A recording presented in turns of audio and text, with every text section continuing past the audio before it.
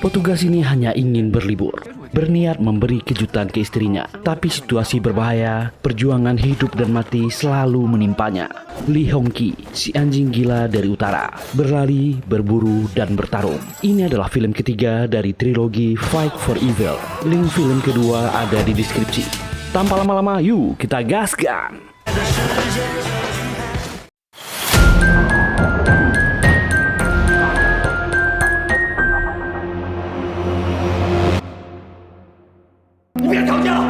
Di sebuah apartemen susun, sedang terjadi keributan. Seorang pria sedang menyandera istrinya sendiri. Dia mengancam akan menghabisi istrinya.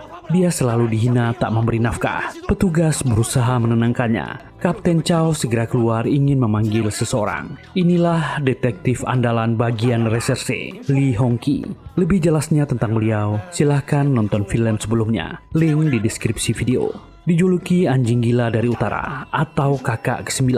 Hong-ki sedang sibuk menelpon. Dia pun naik ke atas, meminta Kapten Chow memegang HP-nya. Dan itu cuma sebentar. Hong-ki segera mengambil HP-nya lagi. Ini telepon dari mertuanya. Orang ini dibawa. Hong-ki berkata ke bosnya, dia ingin cuti 2 minggu. Ibu kandung istrinya menelpon. Dia ingin anaknya diberi pernikahan yang layak. Dia tak bisa menolak mertuanya. Dulu mereka menikah seadanya tanpa upacara yang besar. Komandannya tahu hubungan istrinya dan ibunya tak begitu baik. Hong-ki berkata dia akan coba membujuk istrinya. Jika istrinya tak mau, dia akan membujuk mertuanya agar dibatalkan. Hong-ki sudah di pesawat. Dia mengaku ke istrinya ada tugas luar kota di Hajiao. Ini penugasan darurat, dia tak bisa menolaknya. Dia akan menemui ibunya kalau sempat. Dia duduk di sebelah gadis remaja. Gadis ini bisa menebak Hong-ki adalah seorang polisi. Hong-ki senang gadis ini sangat ceria. Mereka berkenalan. Gadis ini bernama Shin-shin.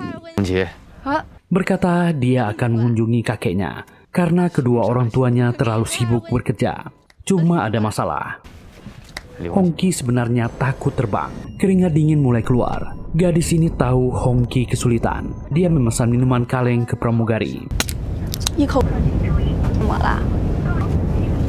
Karena masih tak enak badan, gadis ini memberinya sekaleng minuman lagi.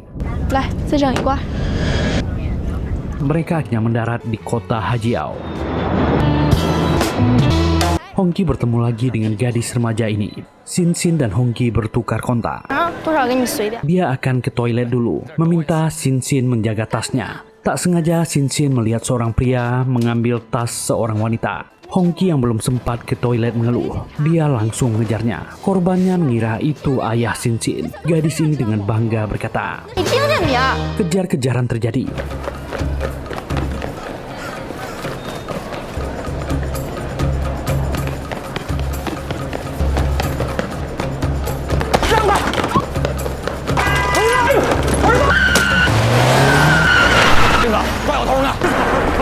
Lee Hong-ki 警察全是因为我丈母娘的一手，对外在机场里追小。 Di sebuah parkiran yang sepi, pencuri ini berhenti. Dia dengan santai berjalan ke kelompoknya yang menunggu di mobil. Mereka adalah spesialis pencuri di bandara. Mereka akan jalan. Hong-ki menghalanginya. Orang ini marah. Hong-ki mengambil HP dan merekam orang-orang ini. Mereka ketakutan. Itu bisa dijadikan barang bukti dan mereka akan segera ditangkap. Bos kelompok ini memberi perintah. Mereka menyerang Hong-ki. Gelut unik di dalam mobil terjadi. Hong-ki dengan santai menghadapi orang-orang ini.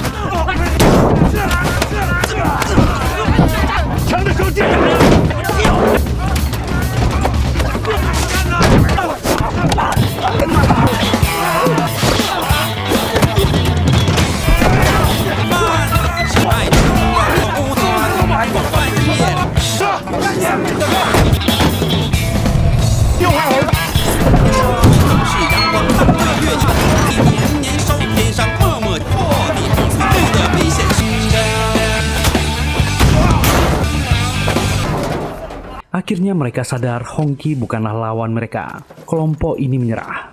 Hong-ki meminta mereka menyerahkan semua HP. Diminta langsung ke kantor polisi bandara. Hong-ki menyerahkan barang bukti. Shin-shin tersenyum. Inilah Fight with Evil 3. Saat mereka di taksi, Hongki tiba-tiba mendapat telepon. Ada masalah dengan mertuanya. Hongki membayar taksinya. Tolong antar gadis ini dengan selamat ke alamat. 到底咋？ 丈母娘这么说， Di kantor kepolisian kota Hanjiao sedang terjadi keributan.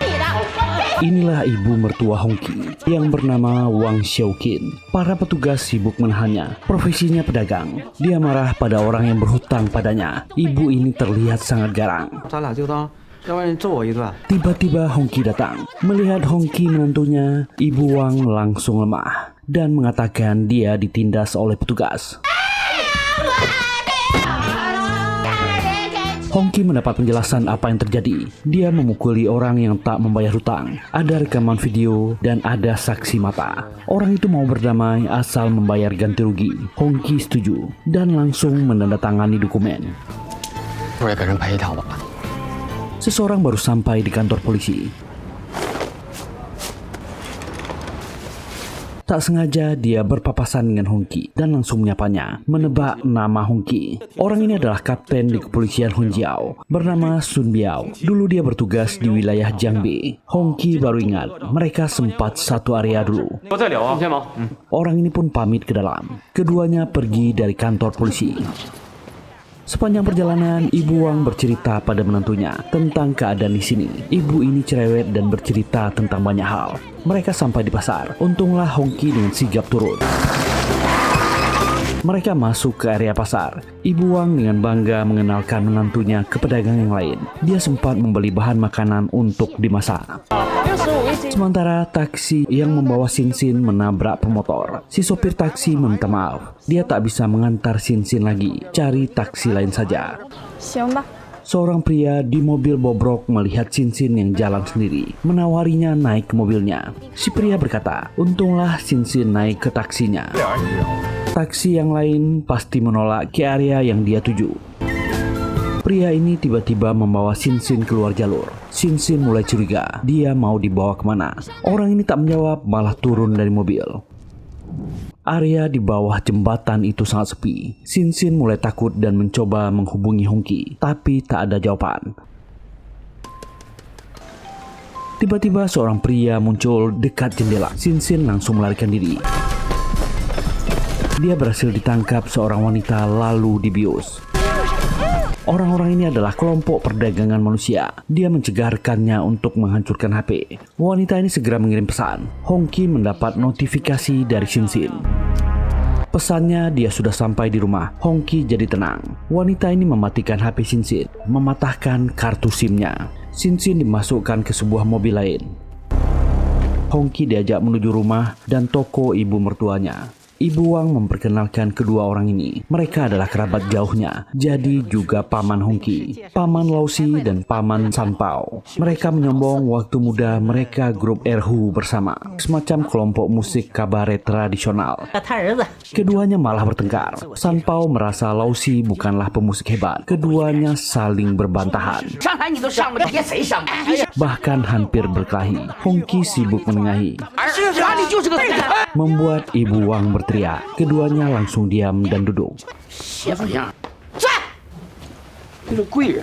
Mereka akan membentuk panitia untuk pernikahan putrinya, juga menyambut menantu gantengnya ini. Ibu Wang berjanji ke Hongki, dia akan memberinya pernikahan taman yang sempurna untuk Hongki dan Tauzi putrinya. Ibu Xiu memberi tugas masing-masing untuk mereka. Keduanya masih sempat bertengkar lagi. Hongki menengahi. Hongki mengatakan pesan istrinya. Tauzi mengatakan dia ingin pernikahan yang sederhana, tapi itu malah membuat Ibu Wang makin semangat. Persiapan dimulai. Foto untuk dipajang. Hongki mulai dipotret oleh fotografer dengan berbagai gaya. Nanti foto istrinya akan diedit agar berdua dengannya. Hongki mendapat telepon dari Kapten Sun Biao. Dia bertanya apa benar Hongki kenal dengan gadis bernama Liu Xinxin. Hongki membenarkan. Dia bertemu dengan Xinxin di pesawat. Sun Biao menjelaskan apa yang terjadi. Taksi yang ditumpanginya kecelakaan dan sepertinya dia naik taksi yang lain. Sejak itu jejaknya tak ditemukan. Tunggu kabar selanjutnya. Hongki shock mendengarnya. Dia ingat waktu-waktu bersama Xinxin. Dia jadi menyesal tak mengantarnya pulang. Saat pemotretan ulang, Hongki tak bisa konsentrasi. Dia jadi ingat percakapannya dengan Xin di pesawat. Itu membuat Hongki sedih. Dia melihat videonya bersama Xin. Dia menemui mertuanya, beralasan akan mencari pemusik untuk acara pernikahannya. Dengan buru-buru, Hongki pergi dari sana. Dia datang ke kantor polisi menemui Sun Biao. Hongki meminta update kasus ini. Sun Biao memanggil anggotanya. Sebenarnya belakangan kasus seperti ini sering terjadi di kota Hajiao. Ini adalah komplotan kriminal lintas wilayah. Mereka biasanya berpindah-pindah tempat. Hongki menyesal jika dia mengantarnya pulang, ini tak akan terjadi. Bertanya ke Sun Biao apa yang bisa dia bantu. Sun Biao memintanya pulang, tapi Hongki tak mau. Dia akan menunggu di luar. Sun Biao jadi tak tega, bagaimanapun Hongki mantan rekannya. Dia pun memberikan update penyelidikan. Xin naik taksi gelap. Mereka kehilangan jejaknya setelah taksi itu keluar jalur. Video call dari mertuanya kembali masuk. Kenapa dia lama sekali pulang? Dia menunjukkan hasil foto Hongki. Hongki berkata dia saja yang pilih. Mereka akhirnya menemukan mobil tersangka di sebuah komplek pertokoan. Hongki dan Sun Biao segera ke sana. Mereka membawa personil yang lain. Awalnya Hongki diminta menunggu di mobil. Seluruh personil mulai mencari.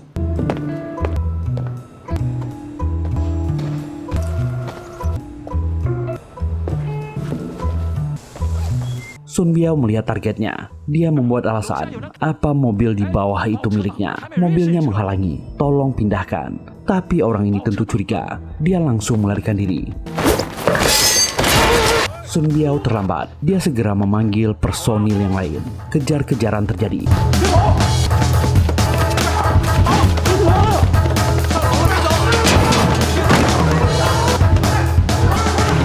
Orang ini naik ke area atap. Personil yang lain masih susah menangkapnya.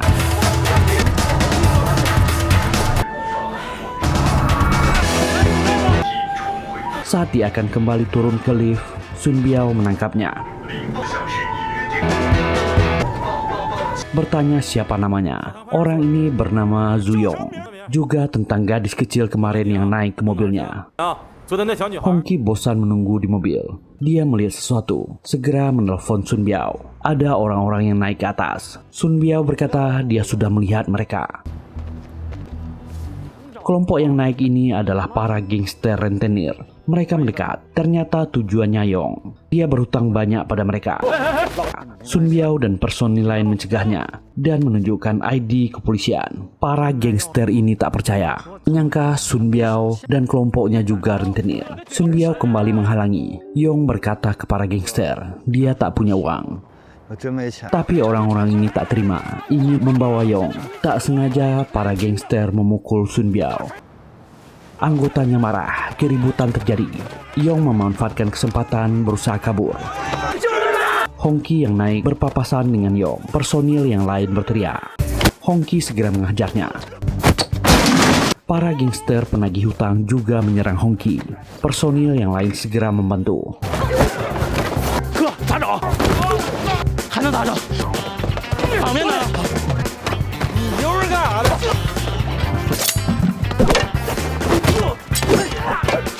Hongki dengan gampang menghajar mereka dengan cara yang unik. Sambil menahan Yong, dia gelut dengan para gangster.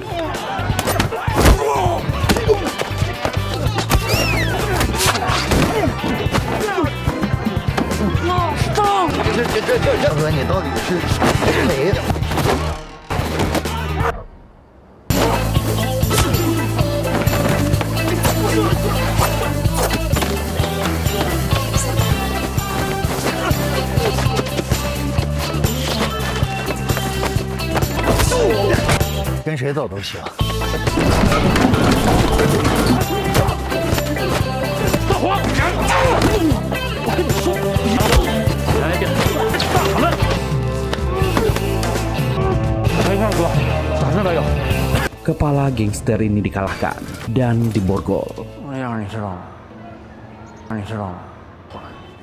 Sun Biao pun mengatakan pemeriksaannya. Yong belum mau mengaku dan pria pirang itu cuma penagih hutang biasa. Saat di luar, Hongki melihat kakek Kin menangis di pagar, berharap cucunya kembali. Hongki tak tahan melihatnya. 你也别等了。 Sementara di toko mertuanya, Hongki kembali. Dia belum bisa menceritakan masalahnya. Dia terlihat lesu. Mertuanya bertanya soal para pemusik yang akan tampil di acara pernikahannya. Mereka semua semangat. Hongki tiba-tiba meminta bantuan. Dia menunjukkan foto Zuyong. Orang ini punya hutang dengan temannya. Apa mereka yang penduduk lokal bisa mencarinya? Tujuan Hongki mencari orang yang bekerja sama dengan Yong dan juga latar orang ini. Dimulai dari tempat permainan domino.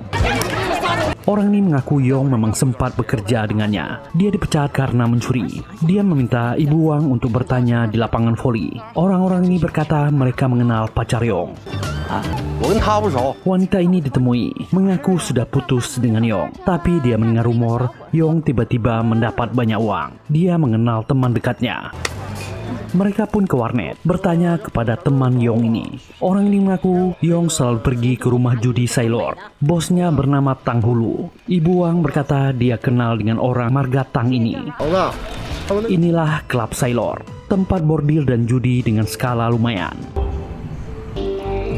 Hongki dan ibu mertuanya masuk. Mereka sampai ke bagian belakang. Tiba-tiba Hongki mendapat telepon dari istrinya. Sementara mertuanya mencoba bertanya ke para pemuda di sana, tak ada yang tahu. Akhirnya Ibu Wang bertanya ke seorang pria botak. Karena tak didengar, dia berteriak. Inilah pria yang bernama Tang Hulu. Bertanya siapa dia. Bibi Wang memperkenalkan dirinya. Dulu waktu ayahnya meninggal, dia yang mengurusnya. Tang Hulu baru ingat apa mau Bibi Wang. Ibu Wang malah menceritakan masa lalunya yang memalukan, membuat orang ini terdiam. Hongki masih sibuk menelpon. Dia melihat ke belakang. Rupanya anak buah Hulu ingin menyakiti mertuanya. Hongki langsung menengahi. Hulu pun mendekat, bertanya apa dia ahli bela diri. Hulu menyombongkan bekas lukanya, membuka kuda-kuda kungfunya, membuat gerakan aneh. Anak buahnya bertepuk tangan.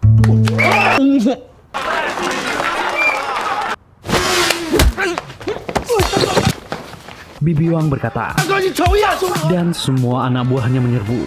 Hongki masih menahan kekuatan pukulannya. Perkelahian unik terjadi. Tempat itu kacau balau.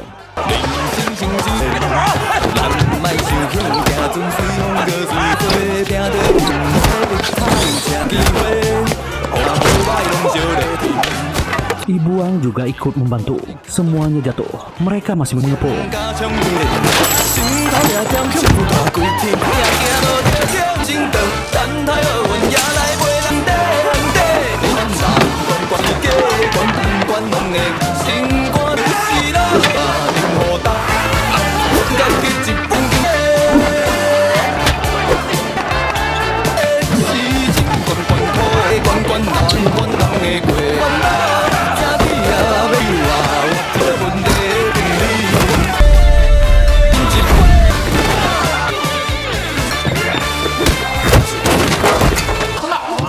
Tiba-tiba terdengar sirine polisi. Ada yang melaporkan keributan.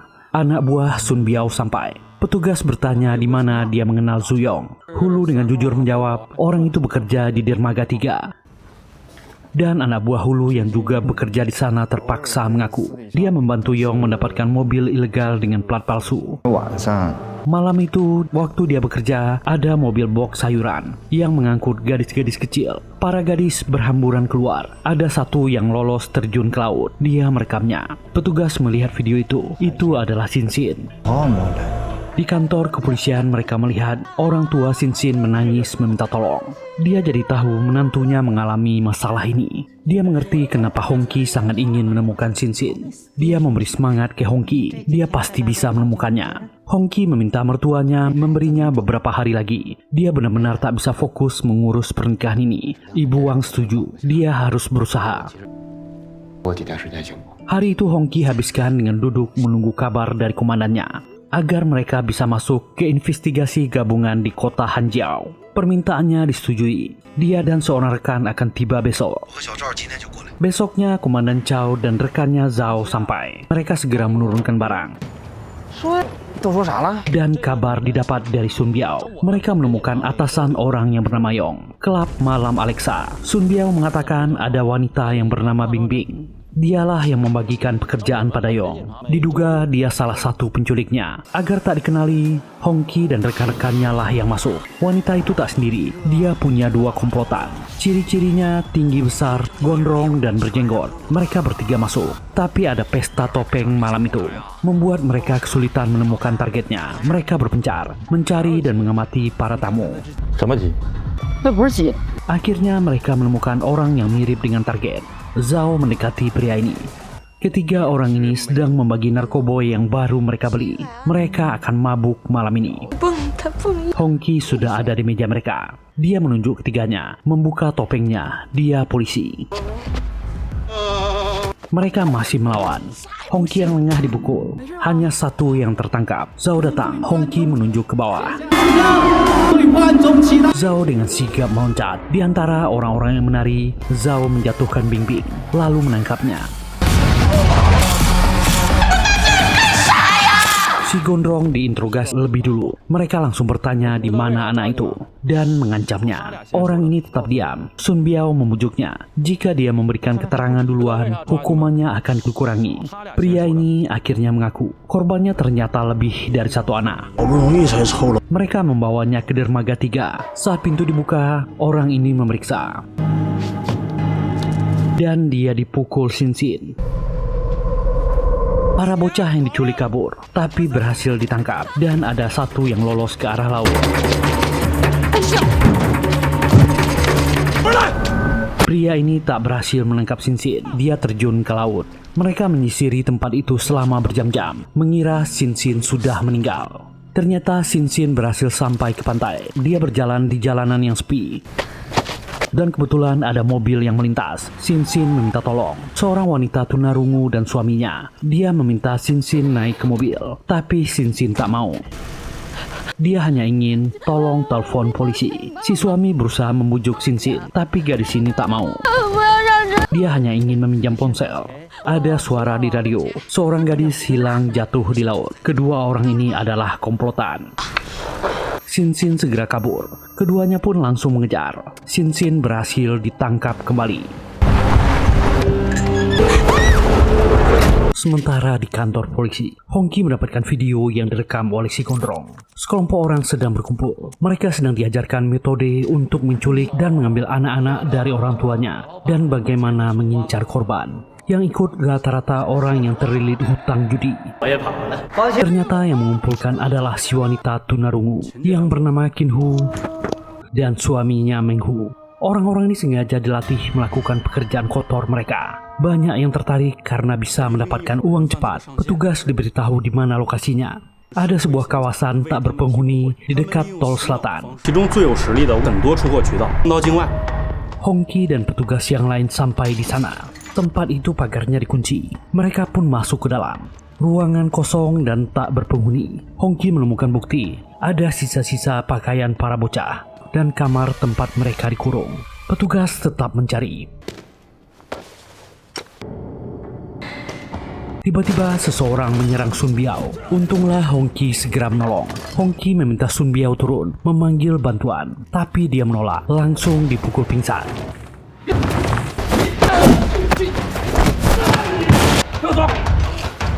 Inilah sepasang suami istri itu.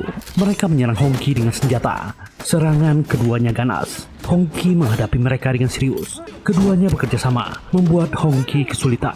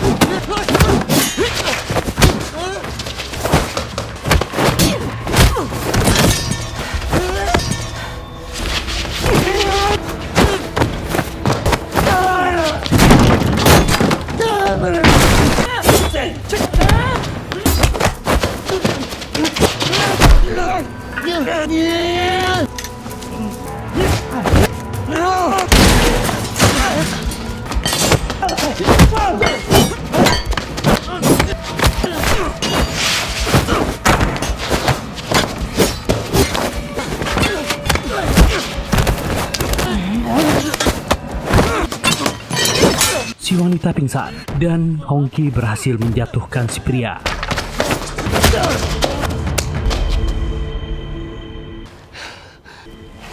Ternyata Kinhu masih sadar dan menyerang kembali. Hongki kesulitan.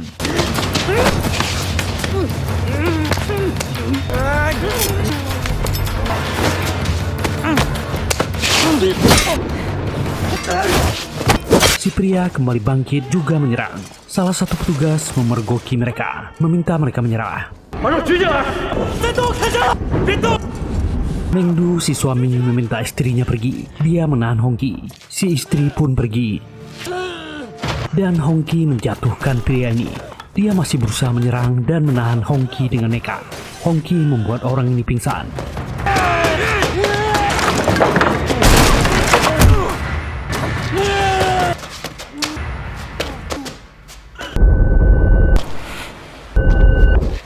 Petugas yang lain datang, segera membantunya.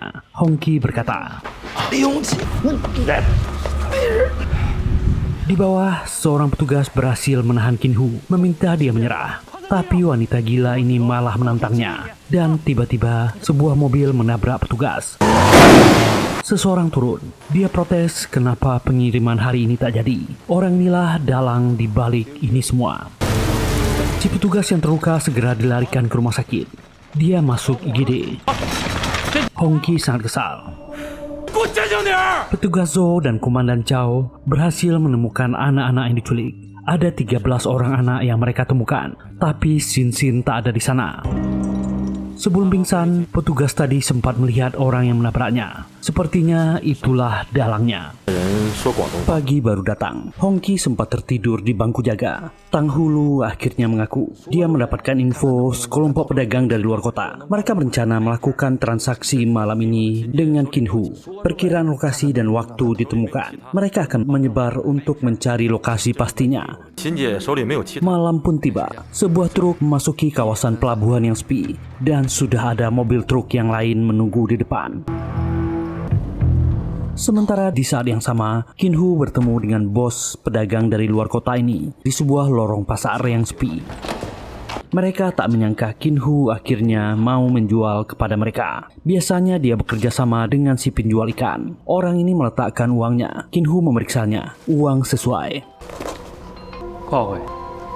Orang ini memerintahkan anak buahnya yang di pelabuhan memeriksa barang. Uang mereka ambil dulu. Dan salah satunya menunjuk Xin. Itu juga bagus. Tiba-tiba anak buahnya mengabarkan truk itu kosong. Kinhu ingin segera mengambil uangnya. Orang ini menodongkan pistol, menyuruh rekannya mengambil Xin. Saat itulah Xinhu bergerak. Orang ini tewas. Rekannya juga bernasib sama. Korban satu lagi jatuh, si pengendara mobil. Tapi dia sempat menembak Kinhu. Kinhu pun sudah terluka. Lokasi transaksi di pelabuhan berhasil diamankan oleh kepolisian. Tapi mereka tak menemukan target dan korban. Mereka belum tahu lokasi sebenarnya. Pengawasan telah ditingkatkan di pintu keluar kota dan di area penting. Kinhu sudah terluka, dia memacu mobilnya. Sun Biao menerima berkas baru tentang Kinhu. Dia pun mengirimnya ke Hongki.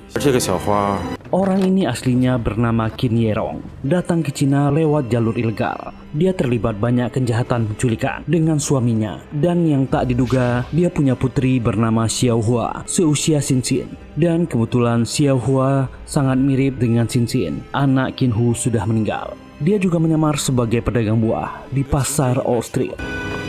Hongki berkata itu dekat toko mertuanya. Mereka segera bergerak ke sana. Sementara Ibu Wang sedang bermain mahjong dengan pedagang yang lain. Karena sering kalah, dia memutuskan pulang. Sementara Kinhu kembali ke tokonya. Di sanalah dia menyembunyikan semua uang hasil kejahatannya. Saat akan pulang, Ibu Wang melihat mobil itu. Ada suara minta tolong. Ibu Wang melihat Xin. Ibu Wang segera bergegas membuka ikatan Xin sambil melihat ke dalam. Kinhu sedang mengemasi uangnya. Kinhu mendengar sesuatu. Saat dia kembali ke mobil, hanya ada Xin. Dia segera pergi. Untunglah Ibu Wang bisa bersembunyi. Dia langsung mengejar mobil itu dengan motornya. Sembari mengabari menantunya, dia menemukan si anak yang diculik dibawa oleh pelaku. Lokasi dekat pasar Harbor dekat area pelabuhan. Hongki segera memutar mobil. Ibu Wang mengejar dan mengambil arah lain, melewati lorong-lorong sempit. Dia tetap berkomunikasi dengan Hongki.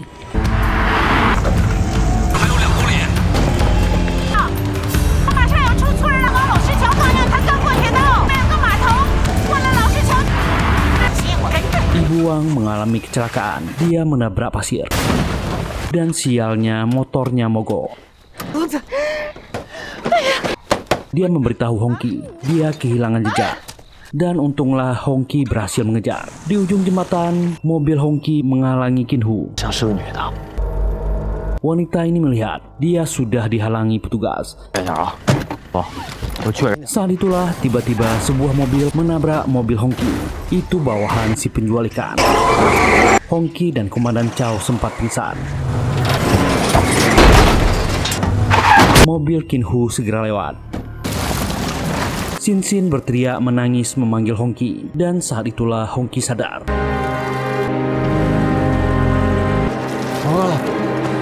Dia berusaha keluar tapi terhalang.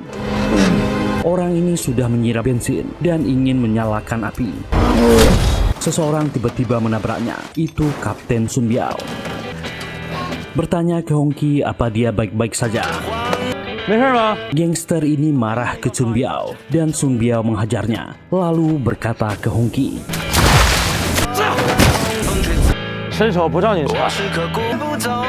Hongki memacu sepeda motor Sun Biao menuju pelabuhan. Sementara Kinhu dan Sin Sin sudah menaiki kapal. Hongki sampai bersamaan dengan kapal yang berlayar. Hongki meloncat tapi gagal.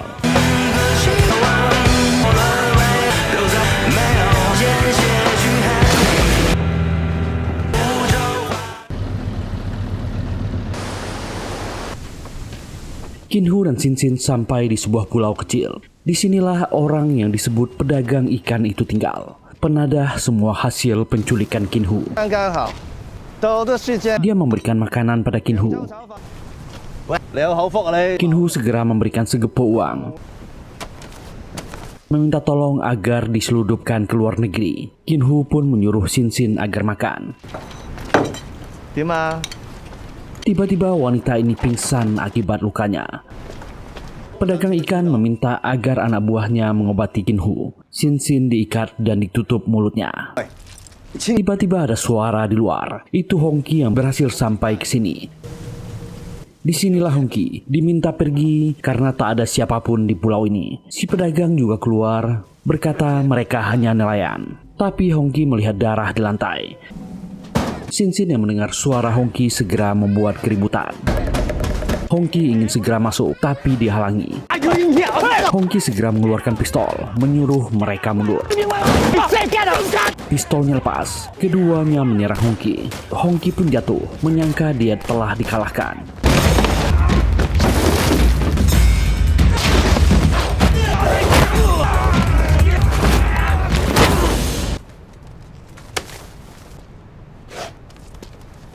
Hongki bangkit kembali bertarung. Dan kembali Hongki dijatuhkan. Tapi ternyata itu hanyalah awal dari tarung yang barbar.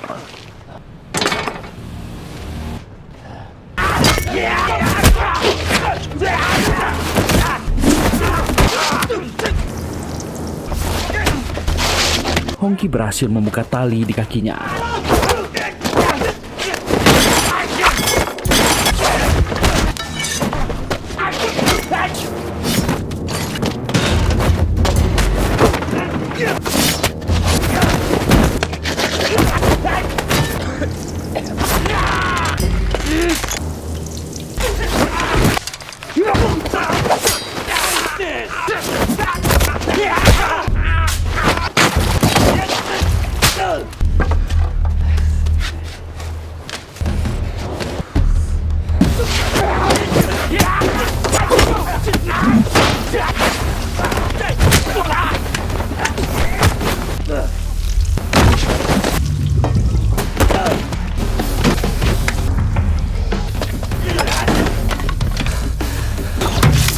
Satu pingsan dan satunya lagi menyusul.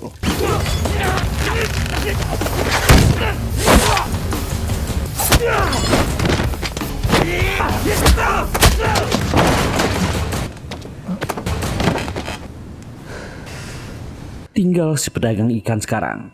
Hongki bertanya apa dia yang menabrak petugas.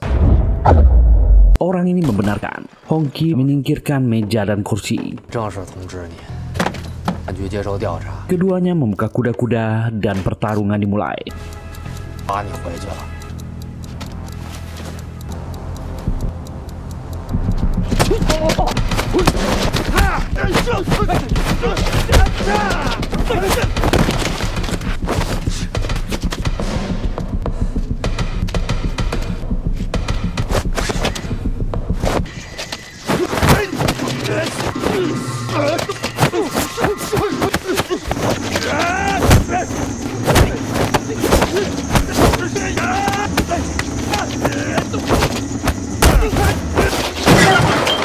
Hongki awalnya dikalahkan dan kesulitan, tapi bukan Hongki namanya. Kalau dia menyerah, dia kembali bangkit.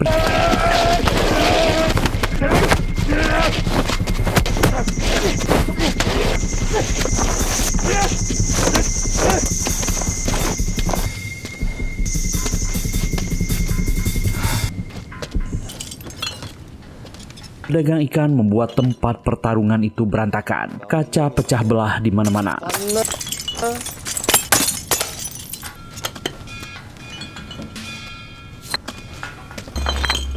Dan dimulai lagi. Orang ini senang melihat Hongki kesulitan.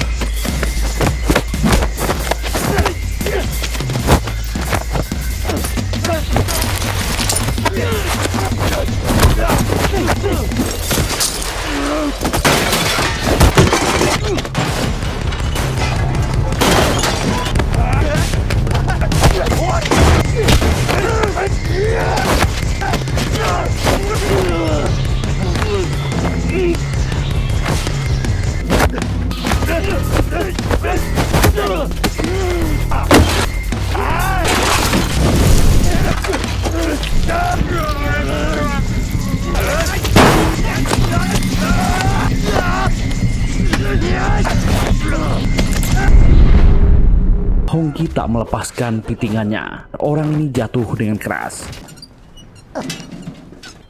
Keduanya kembali bangkit. 你跟我做嘢就唔好打啦。你说啥？我听。大寬大貴，海雕，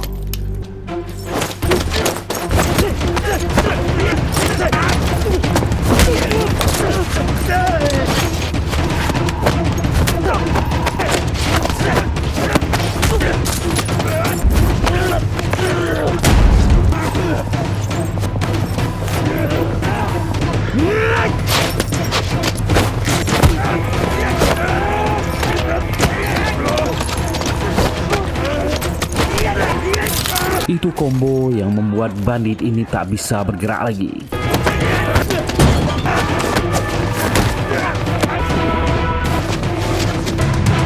Kinhu sudah sadar, dia ingin membawa Sinsin. Hongki segera masuk. Wanita ini menyandera Sinsin, meminta Hongki menyerah. Hongki terpaksa menurunkan pistolnya.